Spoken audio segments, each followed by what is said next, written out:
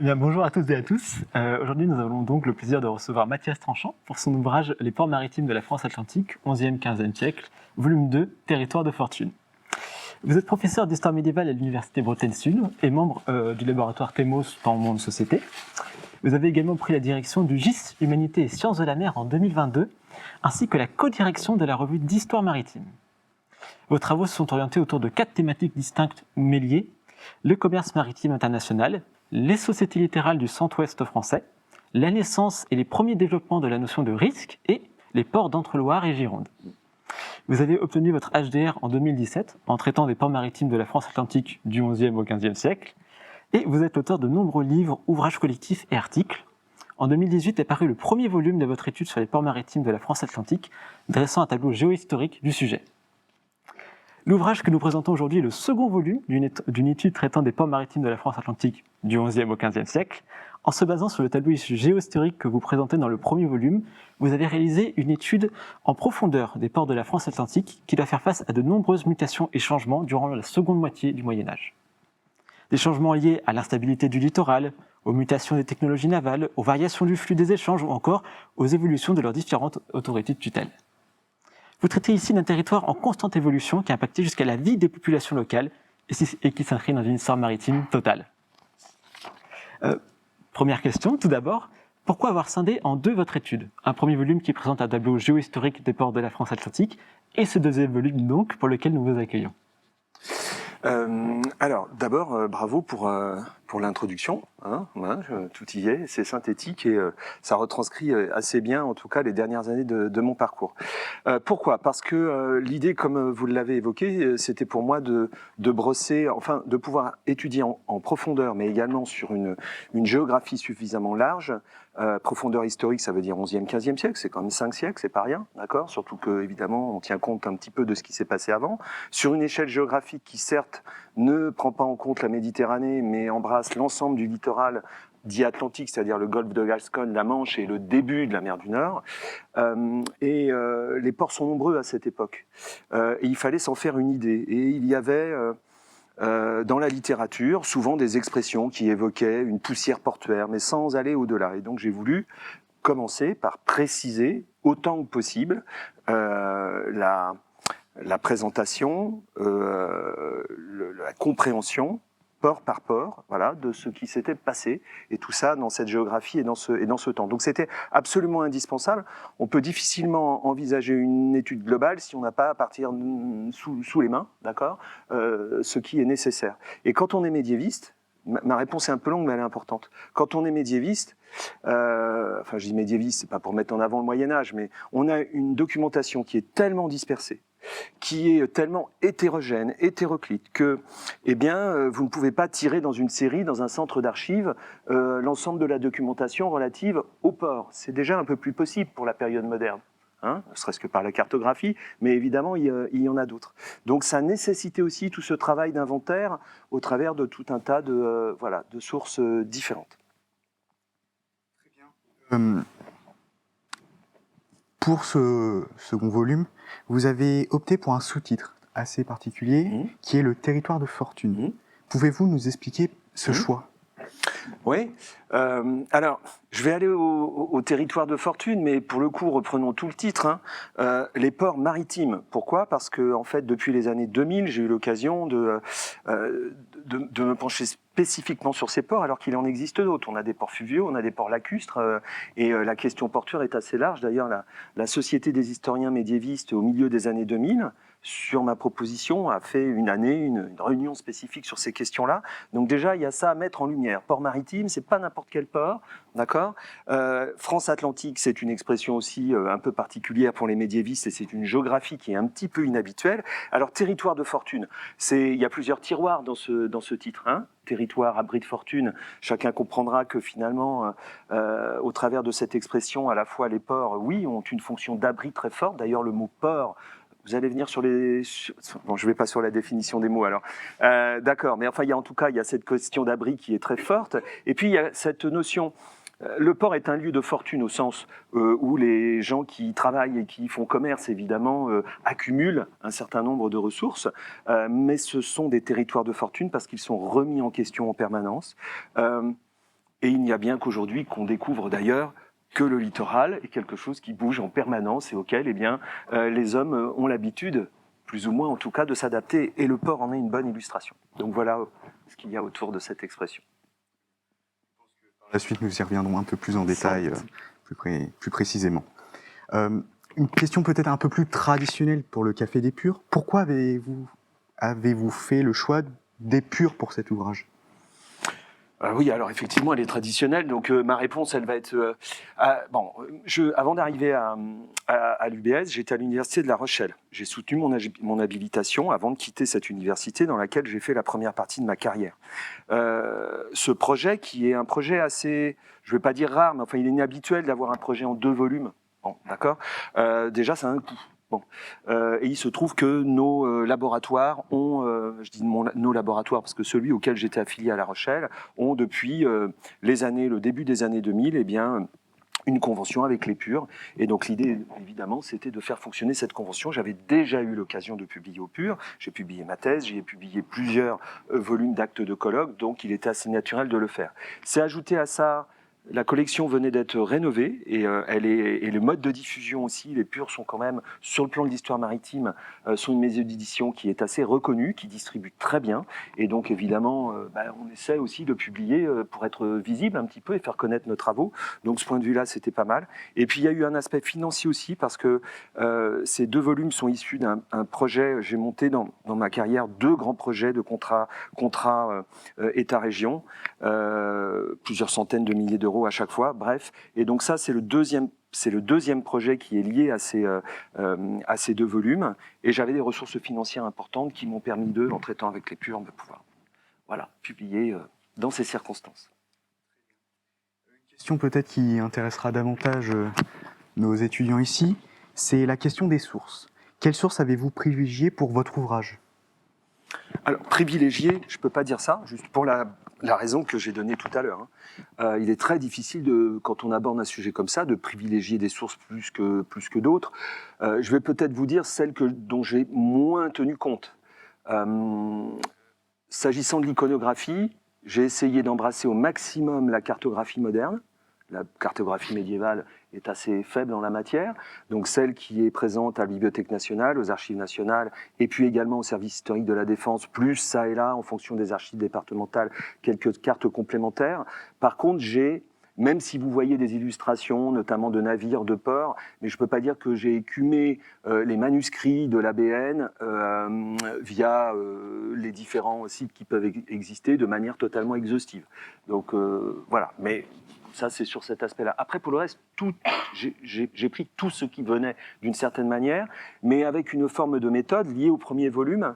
Et j'y ajouterai quand même des séries de prédilection dont je savais qu'elles n'avaient jamais été utilisées pour ça et qu'il fallait faire ressortir autant que possible des informations. Je pense notamment aux séries du Trésor des Chartes, série double J, et puis également série du Parlement. Alors pour celles et ceux qui ont quelques mémoires de leur cours de licence, la série du Parlement, c'est une série judiciaire qui couvre notamment les 14e et 15e siècles jusqu'au début du 16e siècle.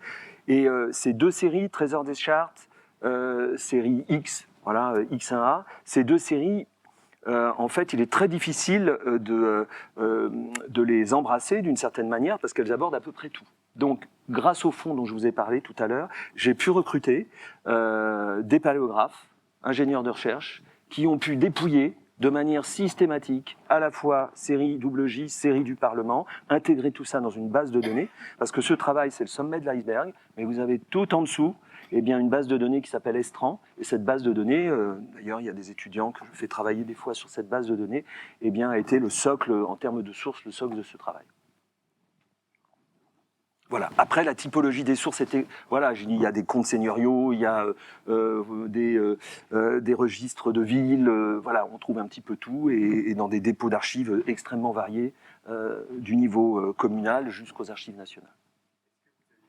Difficultés particulières, des manques peut-être avec ces sources Alors particulières, une fois qu'on est médiéviste, non, pas particulières, mais elles sont difficiles, ces sources, évidemment par nature. Elles sont latines, elles sont en ancien français, avec des cursives qui sont parfois inaccessibles, dans un état matériel qui parfois est également difficile. Voilà, mais ça, c'est le lot de notre travail. Donc, pas de difficulté particulière de ce point de vue-là, si ce n'est la nécessité de devoir manier des sources extrêmement variées, et donc d'éviter les contresens, de bien vérifier la véracité des sources, etc. Voilà, c'est peut-être ça la difficulté, mais j'ai envie de dire que j'arrivais à un âge de ma carrière où c'est tout à fait une difficulté maintenant.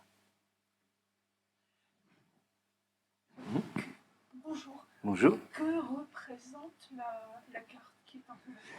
Alors c'est un extrait, cette carte, d'une carte qui a été réalisée au début du XVIe siècle et qui représente, alors là dans ce focus, qui représente le port de Saint-Gilles, Saint-Gilles-Croix-de-Vie, qui se trouve en Vendée, un peu au nord des Sables-d'Olonne.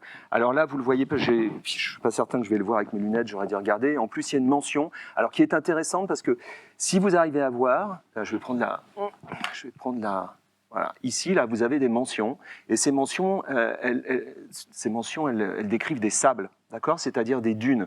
Et donc, c'était un bon moyen pour moi, à la fois de montrer la qualité de ces ports, qui en général est extrêmement rudimentaire, et leur exposition, justement, à tout un tas d'aléas. Et dans ces aléas, vous avez des aléas qui sont évidemment climatiques, météorologiques, mais vous avez des aléas environnementaux, et notamment liés aux sédiments, qui sont très importants.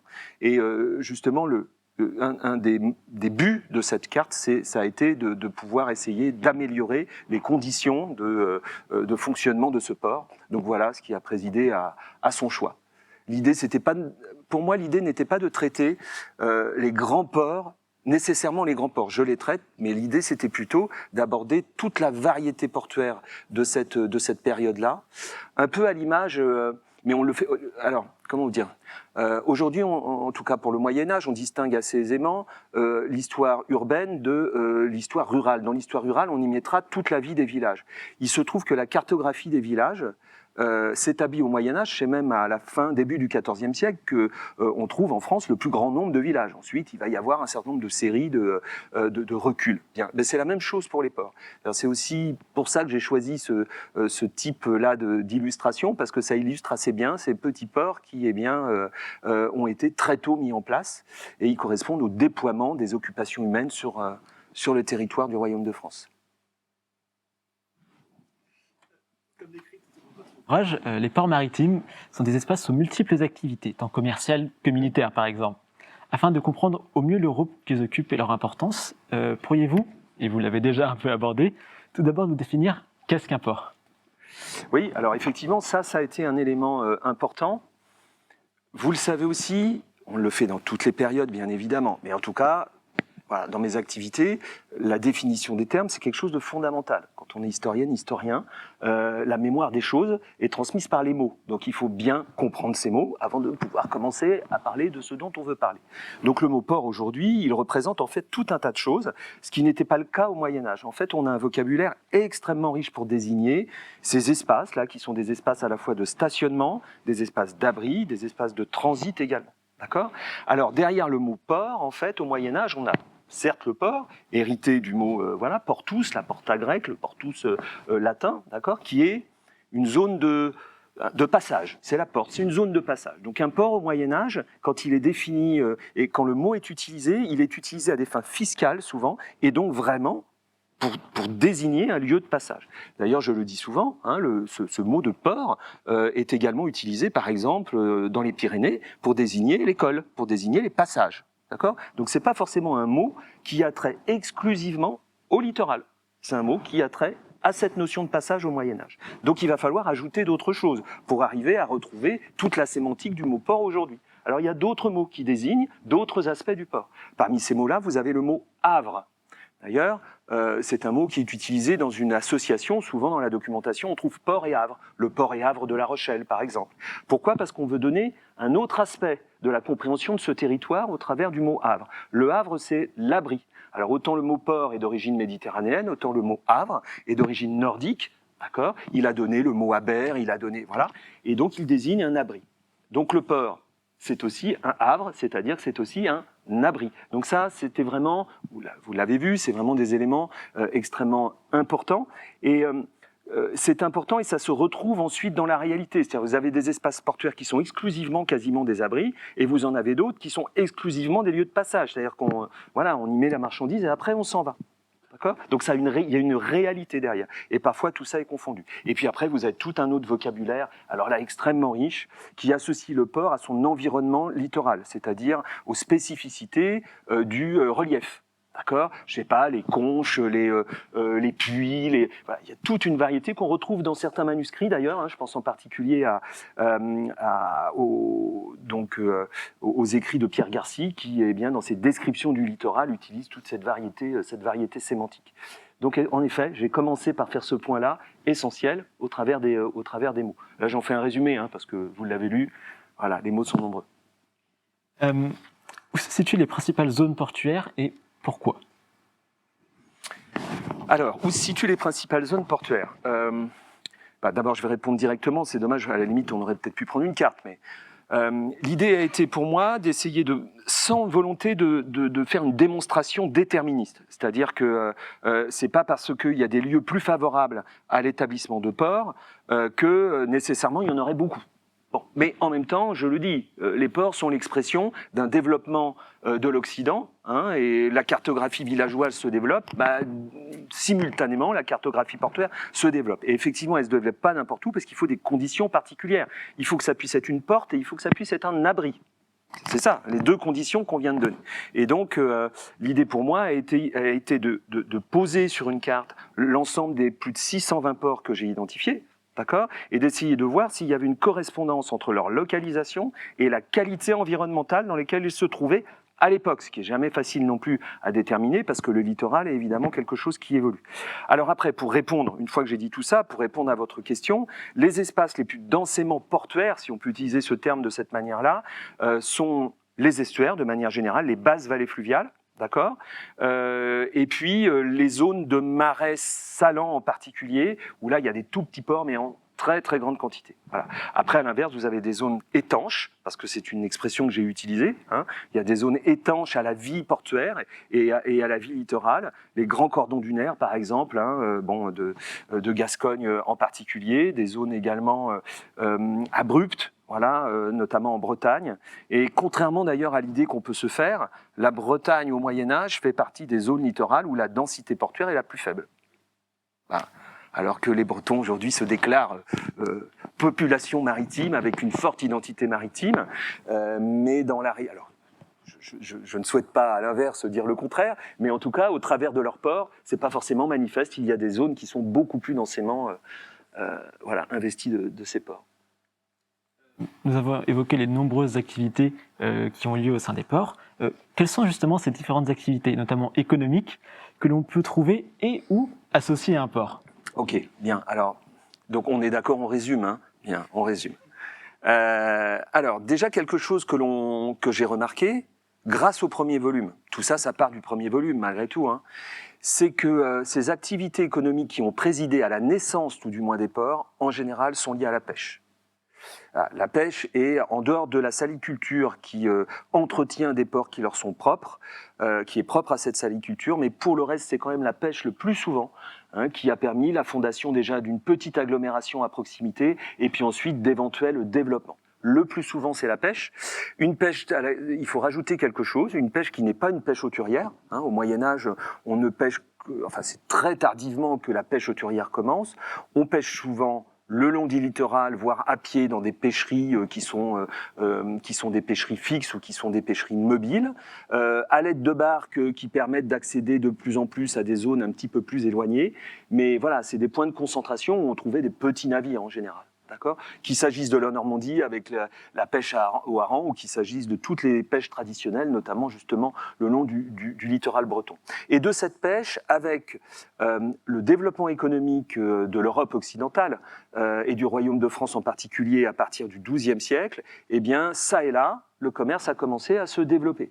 On en avait les moyens, puisqu'il y avait déjà un abri, un lieu un petit peu de connexion, et puis parce qu'il y avait des navires, hein, c'est souvent ces navires de pêche qui ont été un des points d'appui du développement du commerce qui s'est fait progressivement. Alors, il faut introduire aussi d'autres aspects, qui est la stimulation des populations du Nord, s'agissant en tout cas de l'Atlantique, qui ont aussi, par leur demande, entretenu et dynamisé tout cela. Donc ensuite, ça a été le commerce, hein, qui est intervenu et qui s'est développé dans des circonstances variables en fonction des lieux et en fonction des produits. Là aussi, par exemple, la Bretagne n'a pas un tissu portuaire très investi dans le commerce, notamment le commerce international. C'est pas le cas de grands ports comme Bordeaux, même si c'est un port plus ancien, ou que La Rochelle, Villeneuve, XIIe siècle, et puis qui a connu un destin maritime et portuaire assez extraordinaire. Après, si on y ajoute l'économie, le sel, je viens d'en parler, où là on a foison de petits ports dans les grands secteurs salicoles. Alors dans les grands, mais il faudrait que j'ajoute les petits aussi. Au Moyen-Âge, vous retrouvez des salines jusqu'en Normandie. Toutes les zones littorales où on peut, sur du brise, c'est-à-dire une sorte de vase, de l'argile, où on peut établir des salines, elles ne devaient pas être très productives, mais on le fait. On le retrouve par l'archéologie, on le retrouve également via la documentation. Et donc à chaque fois, il y avait quelques ports qui étaient associés, pas forcément pour exporter, mais pour alimenter les alentours. Voilà. Après, on peut y ajouter évidemment le transport. Pour certains ports, les ports normands, quand ils sont rentrés dans le giron plantagenet, eh bien la Manche est devenue une sorte de mer plantagenet. Il fallait pouvoir faire en sorte que les populations et surtout les membres de l'administration plantagenet passent du continent à l'île et de l'île au continent. Et vous avez eu des ports qui, du point de vue économique, ont bénéficié aussi de ces nécessités de liaison trans-Manche. Voilà. Après, il y a d'autres occupations, bien évidemment. Et le commerce, les liaisons transmanche, quelles sont les principales exportations et importations portuaires au Moyen-Âge ? Alors, j'ai commencé par dire que c'est très varié. Après, les principales, oui, les principales, elles tiennent à la fois à des besoins vivriers et également à des besoins qui sont beaucoup plus accessoires. Ce qui est vivrier, c'est quoi pour l'essentiel ? Les grains. C'est pas ce qui génère nécessairement le plus de revenus, mais en tout cas, le commerce maritime permet un petit peu d'équilibrer, de répartir les productions à l'échelle du royaume de France. Ce n'est pas le roi qui le souhaite, hein. Au contraire, les grands princes ont un regard très sourcilleux sur les exportations en grains qui peuvent être faites, mais ça permet toujours de répartir un petit peu les déséquilibres, si on regarde de manière un peu macro, de répartir les déséquilibres en production céréalière. Donc il y a des céréales, voilà, le sel ensuite, qui fait partie aussi, notamment à l'international, des grands secteurs d'exportation. Et puis, vous avez un grand produit, s'agissant en tout cas du Royaume de France, qui est le vin. Hein, les littoraux français, le vignoble français s'est développé en partie par les besoins qui ont été exprimés par les populations du nord de l'Europe. Et l'acheminement du vin se faisant par navire, eh bien une grande partie, en tout cas, de l'acheminement du vin se faisant par navire, ça a stimulé la construction de vignobles à proximité des littoraux. Le vignoble bordelais, le vignoble de La Rochelle qui a disparu aujourd'hui, dans lequel on y mettait l'île de Ré, étaient les vignobles les plus productifs. Et ils étaient les plus productifs parce qu'ils étaient au contact justement de ces littoraux et de ces ports qui permettaient d'alimenter les tables anglaises, flamandes, hanséates, etc. Qu'est-ce qui vous a amené à traiter plutôt des fonctions des ports et aussi de leurs spécificités par région ? Alors, ça c'est une originalité aussi, hein. J'ai fait un choix qui n'est pas un choix chronologique, même s'il y a des aspects chronologiques qui de temps en temps apparaissent parce qu'il y a des changements de rythme, pas tout à fait des ruptures, mais en tout cas des changements de rythme. Mais l'entrée de cet ouvrage est plutôt une entrée thématique. Et effectivement, j'ai cherché à décrire les ports au travers de leurs fonctions. Pourquoi ? Pour revenir sur la définition. Vous voyez bien que les mots appellent à la fonction. C'est-à-dire qu'on nous dit qu'un port, c'est une porte, fonction fiscale derrière, fonction commerciale, etc., etc. Donc j'ai fait un focus sur toutes ces fonctions-là. Et puis, c'est un havre également, donc un lieu où on abrite des navires, où on construit des navires, etc. Donc en fait, ces deux mots m'ont invité à détailler toute la panoplie fonctionnelle qui participaient du dynamisme portuaire. Alors tous les ports n'avaient pas cette double fonction, encore une fois. Les plus petits se contentaient souvent d'un simple échouage et puis de pouvoir récolter d'une certaine manière le poisson ou le sel. Mais voilà, cette analyse, elle est fonctionnelle parce qu'elle suit les mots. Mais ça nous arrive souvent aussi en tant qu'historien de nous laisser... Parfois on a des thématiques en tête, mais la thématique ne prévaut pas sur la réalité. Donc l'entrée c'est le port, et derrière, qu'est-ce que les mots vont me dire ? Et donc c'est ça ensuite qui fait aussi le travail de l'historienne, de l'historien, c'est d'accepter, de se laisser conduire par ces réalités. Voilà. Donc elle est très fonctionnelle, et elle est originale parce que dans la production scientifique... soit on va mettre le focus sur une fonction, je sais pas, la fonction militaire par exemple, d'accord, voilà, donc on va parler des ports militaires, voilà, mais embrasser toutes les fonctions d'un même port pour en comprendre leur articulation, etc., le pourquoi par moment on est sur certaines fonctions, pourquoi à d'autres on est sur d'autres justement, voilà, tout ça jusqu'à présent avait été laissé de côté. Et il faut avoir un regard ample pour arriver à donner un peu de sens à tout ça, parce qu'un ou deux ports, pas nécessairement exemplaires. Des ports plus petits, d'autres ports plus importants, plus anciens, comme le port de Bordeaux. Existe-t-il une forme de hiérarchisation entre les ports et cette organisation engendre-t-elle une forme de compétition aussi entre eux ? Oui. Alors on a, ça c'est un grand classique, c'est les réseaux. Alors les réseaux portuaires. Donc une fois qu'on a parlé, on a utilisé le mot réseau, on imagine qu'il y en a par définition. Voilà, cet objet territorial est forcément intégré dans des réseaux et des réseaux hiérarchisés. La réalité, elle est beaucoup plus complexe. D'abord parce que ces hiérarchies sont assez difficiles à mettre en œuvre. Pour qu'il y ait hiérarchie, ça veut dire qu'un port principal, avec son autorité de tutelle, qu'elle soit urbaine ou qu'elle soit princière, soit capable de déterminer la vie de tous les ports adjacents sur un rayon plus ou moins important. Or, souvent, la cartographie, alors surtout si on est au XIe, XIIe, XIIIe siècle, la cartographie politique, territoriale, n'est pas du tout en mesure de pouvoir produire ça. Parce que tous les seigneurs sont en compétition les uns avec les autres, et donc la construction de réseaux ne va pas du tout de soi. Bien. Maintenant, effectivement, avec le temps, au gré des développements ou au contraire des replis, vous avez des ports au cours des XIVe et XVe siècles qui ont poursuivi leur ascension et qui ont fini par s'imposer sur une scène régionale et petit à petit à répartir le rôle des uns et des autres. D'accord. Et à l'inverse, vous en avez qui se sont effacés. Mais la compétition demeure quand même, et elle demeure parce que les autorités de tutelle sont indépendantes et qu'elles veulent chacune tirer parti des ressources, qu'elles soient fiscales, qu'elles soient liées aux marchandises qui sont échangées. Elles veulent pouvoir tirer ressources de ces espaces portuaires. Donc voilà, les compétitions sont vives et elles sont vives, elles sont de plus en plus vives à mesure aussi que l'État a commencé à utiliser un petit peu ce terme-là, mais à partir de Philippe le Bel, Philippe IV, et puis durant tous les XIVe et XVe siècles, on n'est pas encore dans la monarchie absolue, mais on a un État qui se monarchise progressivement, d'accord, et qui cherche justement à concentrer les pouvoirs. Et pour cela, on va créer notamment l'amirauté de France, à partir des années 1370, c'est là où elle se formalise. On lui confie le soin de maîtriser les littoraux et donc en théorie les ports, et dans la réalité, l'amiral et ses adjoints ne sont absolument pas en capacité de le faire. Donc il y a du déclaratif là-dedans, mais voilà. Sur le terrain, ça va mettre beaucoup de temps, et d'ailleurs, ça ne sera même pas totalement réalisé. Durant l'Ancien Régime, l'établissement des amirautés, du régime des amirautés, n'aura pas raison de ces formes d'indépendance qui existent là. Pourriez-vous nous expliquer le principe de seigneurie rivagière ? Oui, alors ça... Oui, tout à fait. Alors ça a été un élément... On est toujours content d'inventer certaines choses. Bon, on suit le cours de l'histoire, mais par moments, c'est aussi notre rôle. On essaie de conceptualiser au gré, évidemment, de ce que l'on rencontre. Alors, mon travail a consisté, ça fait le lien, pour le coup, avec ce que je viens de dire sur l'amirauté, a aussi consisté à essayer de définir juridiquement ce qu'est un port. Territorialement, mais sur le plan juridique. Où commence un port, où s'achève un port. Et un port, il se trouve par définition à cheval sur la mer, sur l'océan d'une certaine manière, et puis également sur la terre, avec la zone d'interface qui s'appelle l'estran.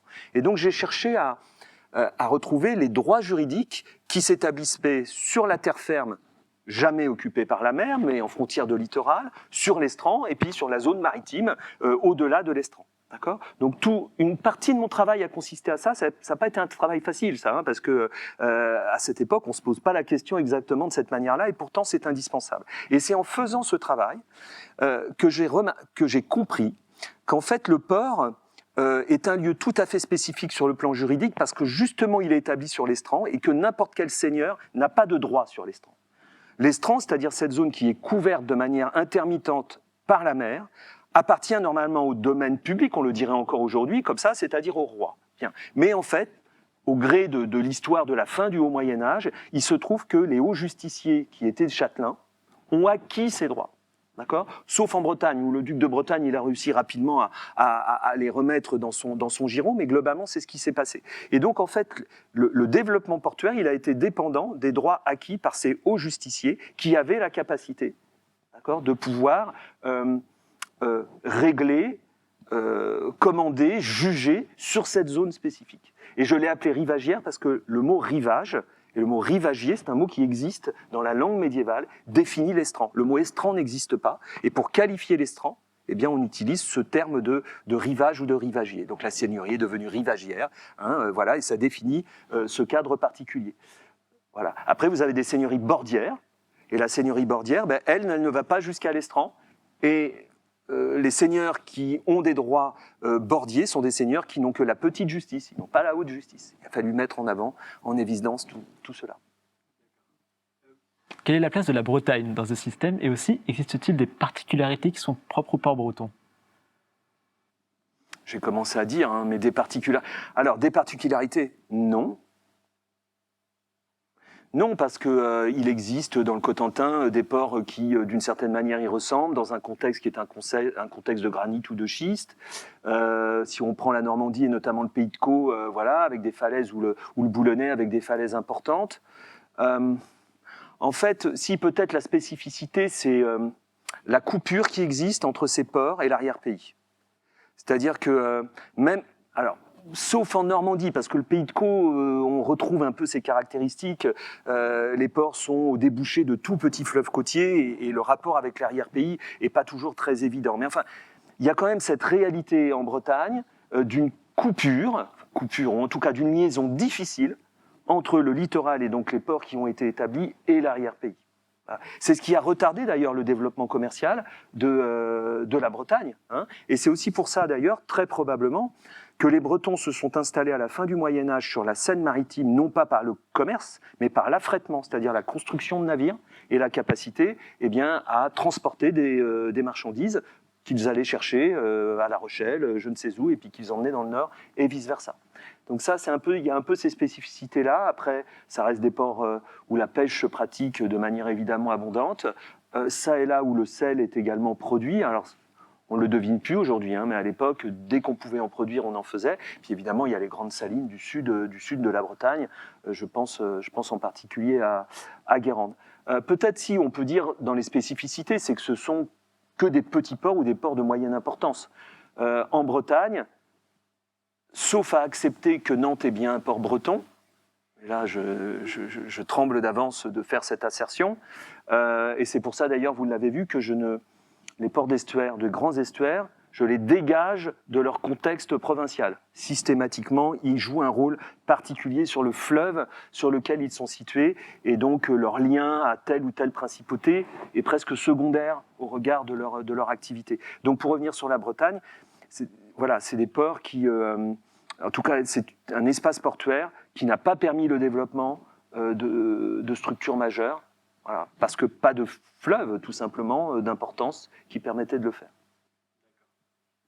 Votre étude s'étend sur 4 siècles, au cours desquels le Royaume de France a fait face à plusieurs conflits. Comment ont-ils influencé les dynamiques de création et de développement des zones portuaires ? Alors, de création de certains, on va venir donc avec votre question à la question navale et à la question militaire. On pourrait commencer par dire l'inverse. Alors, d'abord, les périodes de tension, il y en a un peu tout le long de cette séquence, 11e, 15e siècle. C'est évidemment la guerre de 100 ans qui a pesé le plus sur la destinée portuaire à cette époque-là, et souvent de manière négative. Voilà, ça a obligé, parfois à abandonner, en tout cas ça a parfois créé un recul économique et donc une contraction de la dynamique portuaire. Maintenant, ça a quand même créé deux choses. D'abord, la fortification d'un certain nombre de ports, qui étaient des ports majeurs pour la couronne, soit anglaise, soit française, ou les deux. Hein. Alors, je pense au port de La Rochelle, évidemment, enfin, pour certains d'entre vous, si vous y êtes allés, a encore dans son bâti quasi l'intégralité des grandes constructions qui ont été faites au cours de cette période-là. Donc, il y a eu des phases de fortification importantes, et puis vous avez eu des ports majeurs qui ont constitué les premiers arsenaux, notamment du roi de France, à partir de Philippe le Bel. D'accord ? À Rouen, le Clos des Galets. Alors en fait, sur la Seine, il y en avait deux importants, deux majeurs.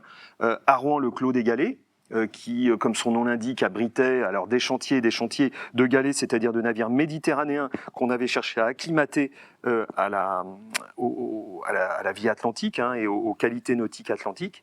Et puis un peu plus en aval, enfin complètement en aval, au débouché dans l'estuaire, à Harfleur, où il y avait également un clos aux galets qui venait compléter celui qui était à Rouen. Donc parfois ça a présidé à la construction de nouveaux ports.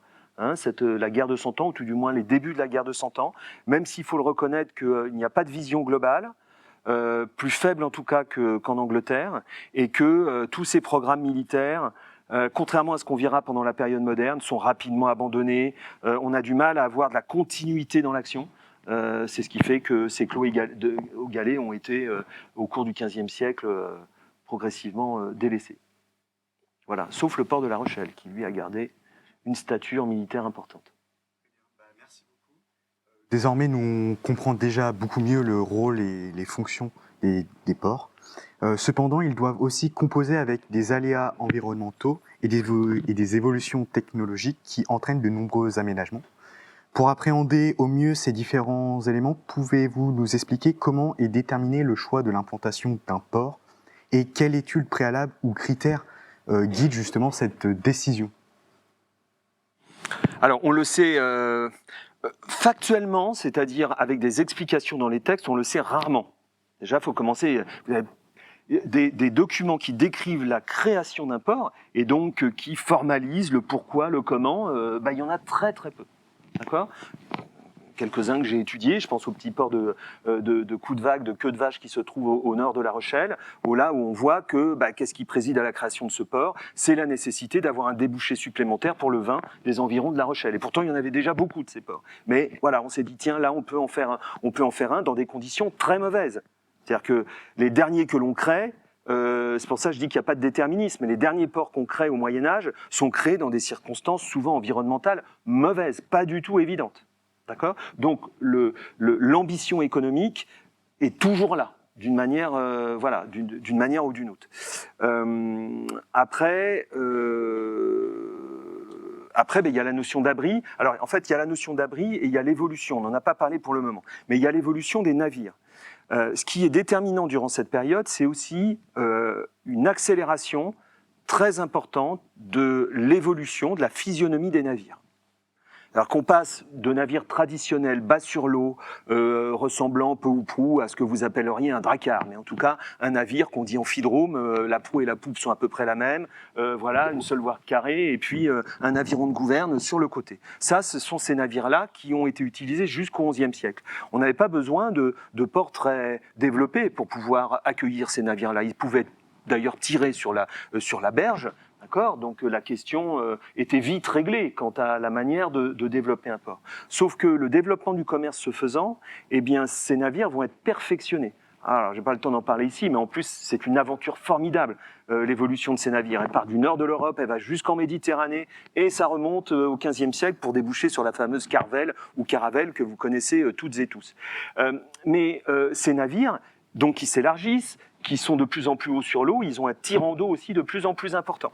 Et ils sont peu manœuvrants. Donc il faut absolument faire évoluer les ports pour pouvoir les accueillir dans de bonnes conditions. Donc pour répondre à votre question, qu'est-ce qui a présidé aussi à la création des ports, voire à leur évolution ?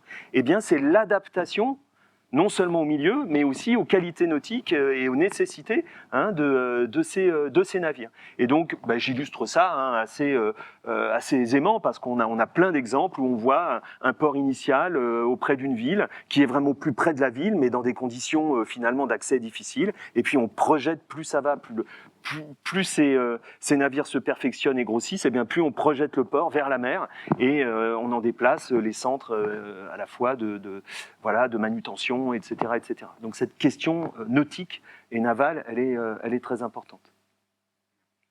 Quelles sont justement les différentes problématiques environnementales liées à justement la création et auxquelles sont soumis les ports au quotidien? Oui. Alors, les problématiques, elles sont celles, je parlais de l'estran, elles sont celles du littoral, mais depuis la nuit des temps. Les historiens aussi que nous sommes et qui travaillent sur les périodes qui précèdent le 19e siècle ont un regard qui n'est pas du tout le même que celui, j'ai envie de dire, d'aujourd'hui, en tout cas tel qu'il est médiatisé à l'égard de ce qu'est l'environnement littoral. Par nature, un littoral, c'est mouvant. C'est la zone de friction entre la Terre, dans toute sa variété quand on dit la Terre. La Terre, c'est voilà. Et puis un élément liquide dynamique. Bien. Et quand je dis liquide, on y rajoutera l'atmosphère, parce que l'océan, c'est aussi l'atmosphère. C'est tout ça ensemble. Donc nécessairement, on comprendra facilement que le littoral, voilà, c'est quelque chose de dynamique. Alors plus ou moins dynamique en fonction des régions, en fonction des lieux, en fonction de la nature de la Terre, de son élévation, etc. Bien. Donc il a fallu prendre tout ça en compte, sans être spécialiste, en tout cas sans se transformer en spécialiste de l'environnement littoral tel que peut l'être un géologue, un géomorphologue, etc. Donc il y a une acculturation qui se fait pour l'historien ou l'historienne, mais qui a toujours ses limites. Voilà. Donc l'idée pour moi a été d'essayer, alors avec les collègues du laboratoire dans lequel j'étais, qui s'appelle le LIENS, qui est un laboratoire pluridisciplinaire que j'ai cofondé, qui est un très gros laboratoire, vraiment une belle réussite aujourd'hui. Dans ce laboratoire, on trouve justement toutes les ressources scientifiques qui permettaient d'aborder ces questions-là. Des gens qui travaillent sur les dynamiques littorales et qui essaient de le travailler dans le temps, d'accord ? Depuis le Moyen-Âge jusqu'à aujourd'hui. Donc mon travail, il a consisté à m'imbiber, plus que m'imbiber, à faire un peu mon miel des résultats qu'il pouvait donner. Et à partir de là, même si c'était, je ne vais pas dire sommaire, mais sur le plan scientifique, on va dire, ça restait les éléments de synthèse. Et à partir de là, j'ai cartographié. Et puis, j'ai posé mes ports et j'ai essayé de voir, dans leur évolution, le rapport qu'il pouvait y avoir entre les deux. Et il y en a. Et il y a des ports, évidemment, exemplaires, parce que là, pour le coup, qui sont très documentés, mais vous viendrez peut-être dessus. Je pense à Bruges, je pense à Harfleur, qui sont alors totalement illustratifs de ce rapport très difficile à l'environnement et des moyens considérables qui ont été mis en œuvre durant le Moyen-Âge pour pouvoir résister à ces phénomènes. Voilà. Quels sont les principaux types de travaux et d'aménagements portuaires liés pour répondre à ces problématiques ? Ouais. Alors ça aussi, c'est un élément d'intérêt. Ça a été un élément d'intérêt. Je vais sur ce terrain-là à la fin. Après tout le fonctionnel, les travaux de définition, etc., etc., il y a ce côté très dynamique, très vivant, presque plus que la chronologie, parce que vous aurez lu, il y a beaucoup de permanence finalement dans cet ouvrage. Et il y a des moments où il y a des changements et il y a des évolutions. Et quand je les repère, elles sont liées souvent à une lutte, on peut appeler ça comme ça, ou une résistance à l'égard de transformations environnementales que l'on connaît, on les observe depuis longtemps, mais il y a des ressources, il y a des intérêts qui se concentrent à des endroits. Et plus il y a des intérêts qui se concentrent à des endroits, plus évidemment, on est réticent à les lâcher. Et donc plus on essaie de résister à la nature pour continuer d'entretenir le fonctionnement d'un port. Alors il y a vraiment deux exemples très illustratifs pour ça. Le port d'Harfleur, donc j'en ai parlé tout à l'heure, dans lequel il y avait également qui avait également une dimension navale, une dimension militaire, mais qui au départ est surtout une dimension commerciale, qui est un port international, qui se trouve donc dans l'estuaire de la Seine sur la rive droite. Et ce port, pendant 2 siècles, à la fois la population d'Harfleur, les seigneurs des environs, et puis également donc les autorités de Rouen et les autorités royales, à grands coups de dizaines de milliers de livres, vont régulièrement chercher à limiter l'envasement, parce qu'il y a un phénomène d'envasement qui s'accélère dans ces estuaires à cette époque-là. Je pourrais peut-être en dire 2 mots juste après. Et donc on peut suivre tous ces travaux d'aménagement, les creusements, les créations de digues, les déplacements portuaires, voilà. Et à la fin de cette histoire, pour Harfleur, l'homme va devoir céder, et il cède en déplaçant l'activité portuaire au Havre. Le Havre et la projection sur un littoral beaucoup plus accessible du port d'Harfleur qui malheureusement s'envasait de manière inexorable. Il s'est passé la même chose et là avec des moyens encore supérieurs à Bruges. Bruges donc en Flandre. Pourquoi Bruges? Parce que la Flandre fait partie du royaume de France à cette époque-là. Voilà, on n'est pas en Belgique à cette époque-là, on est bien encore à l'intérieur du royaume de France, au contact du Zwin, qui est un bras d'eau qui s'en va vers la mer et qui connaît un ensablement extrêmement rapide à partir du XIIIe siècle. Et là aussi, on peut suivre les travaux d'aménagement. Mais alors là, c'est pire. Là, ils ont fait des tranchées dans des dunes sur des hectares et des hectares. Enfin, c'est absolument titanesque. Et à la fin, parce que je suis en train de vous le résumer, ils ont dû abandonner ce port de Bruges. Le port de l'Écluse a survécu un petit peu, et puis après, le centre de gravité de l'activité maritime s'est déplacé un peu plus vers le nord. C'est ce qui a fait le succès d'Anvers, Amsterdam, etc., etc. Donc il y a ça aussi. Vous voyez, il y a aussi un port peut être aussi l'héritier d'activités antérieures qui ont été délaissées parce que l'environnement, en tout cas notre capacité à maîtriser l'environnement, était neutre. La capacité de ces gens-là à cette époque-là était toute relative. Un petit mot sur l'envasement, parce que j'aurais pu, ou la sédimentation à cette époque-là. Ce qui est assez intéressant aussi sur cette période, c'est que, vous l'avez sans doute en tête, 11e, 13e siècle, c'est le temps des grands défrichements. Et donc c'est le temps de quoi, pour faire court? C'est le temps des grands lessivages de sol. C'est-à-dire que là où il y avait des forêts, là où il y avait des bois, là où il y avait des bosquets, on a fait des champs. D'accord ? Et donc, il y a eu une accélération importante du lessivage des sols, avec en plus une petite amélioration sur le plan climatique qui a accéléré probablement un petit peu aussi la fonte glaciaire. Tout ça combiné a généré le déplacement de matériaux en très très grand volume, d'accord ? À la fois des sables, et les sables viennent submerger durant la fin du Moyen-Âge et le début de la période moderne, viennent submerger les littoraux du fait de l'apport massif de ces éléments, d'accord ? Et c'est la même chose pour les vases. Donc il y a un lien étroit, vous voyez, sur le plan finalement environnemental, entre les activités d'amont. Alors j'invente rien parce que maintenant on parle de bassin versant, mais c'est de ça dont il s'agit, entre les activités d'amont sur un bassin versant et puis la réalité sur le littoral où on se trouve là ennuyé par cet apport massif de sédiments. De quelle manière les ports s'adaptent-ils pour répondre à la croissance du trafic naval et à l'augmentation du gabarit des navires Bon, je vous ai coupé un peu l'herbe sous le pied tout à l'heure. Mais je reprends, je vais un petit peu plus loin. Donc vous l'aurez compris, il y a un lien étroit entre la dimension des navires, en effet, et puis les ports. Comment ils s'adaptent? Le plus souvent, ils se déplacent. C'est-à-dire que, on essaie de creuser au départ et puis rapidement on se déplace, et puis parce qu'on a besoin de plus de surface. Donc ça, c'est la première réponse. Deuxième réponse, la diversification. On essaie de multiplier à partir d'un port principal, on essaie de multiplier les petites zones portuaires à proximité. On crée également des zones de relâche, de repos, ce que l'on appelle des rades. Donc on commence à utiliser aussi ces rades comme espace d'interface qui permettent d'améliorer la logistique. Donc vous avez... En fait, les scénarios sont multiples.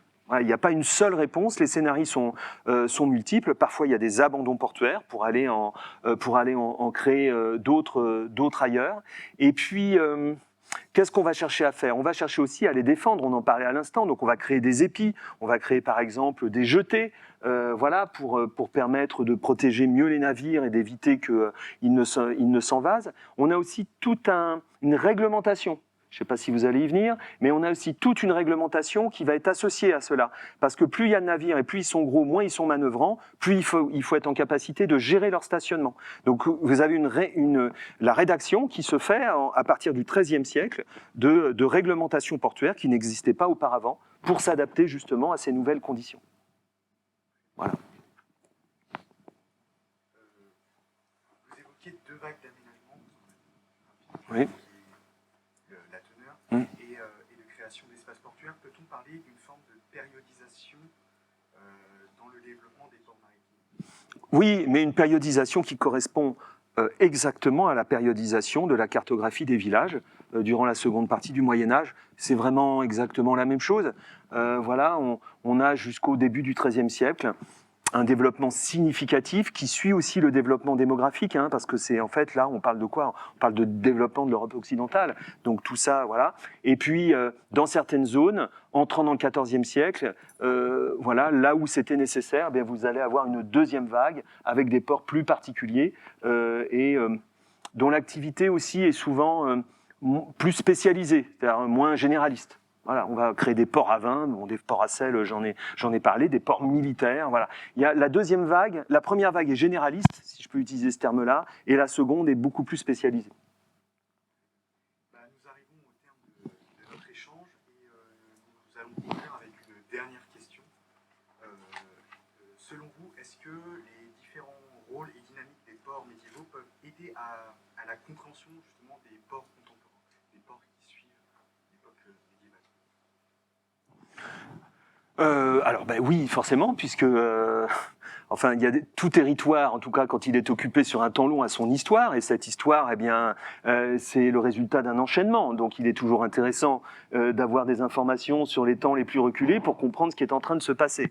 Oui, aussi sur le plan culturel. Hein, moi, j'insiste beaucoup là-dessus. Voilà, on a aujourd'hui une coupure quasi nette qui existe entre la population et la réalité et la vie portuaire. Aujourd'hui, les ports, un port de pêche aujourd'hui n'est pas ouvert au quidam. Voilà, bon, moi, quand j'étais gamin au Sable d'Olonne, à la Chaume, et voilà, on allait évidemment sur le port de pêche dans les années 70-80 et ça faisait partie de notre terrain de jeu. Aujourd'hui, ça ne l'est plus. Un port de commerce, c'est la même chose. Et finalement, quelle est la vision qu'on a du port? Elle se limite en termes de pratique, elle se limite aux marinas, aux ports de plaisance, et encore même les ports de plaisance commencent à être progressivement, ça et là, barrés, barricadés, etc. Donc, c'est un bon moyen aussi, ce travail-là, de donner aux populations littorales, elles ne sont pas portuaires, mais dont l'agglomération est rattachée à un ou plusieurs ports, eh bien, une représentation de la part de la dynamique que ces territoires ont, à la fois dans l'histoire, et puis également dans la réalité du moment. Voilà, donc je ne sais pas si j'ai répondu. Après, évidemment, un port aujourd'hui, sauf après, si on regarde dans certains pays qui ont encore une forme d'archaïsme portuaire, alors nos travaux peuvent peut-être être utiles, mais dans une forme d'anthropologie portuaire, si je peux utiliser cette expression-là.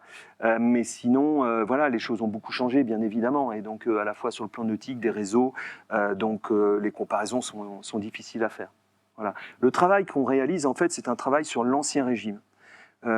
Puisqu'on est dans la conclusion, je me permets aussi de dire ça. On a des périodes modernes, périodes médiévales, qui sont divisées, bon, pour des raisons que l'on comprendra. Malgré tout, il y a une très forte continuité entre, notamment pour ce type de territoire, sauf quelques exceptions, entre ce qui s'est passé à partir du XIe siècle et puis les réalités portuaires telles qu'elles existaient au XVIIIe siècle.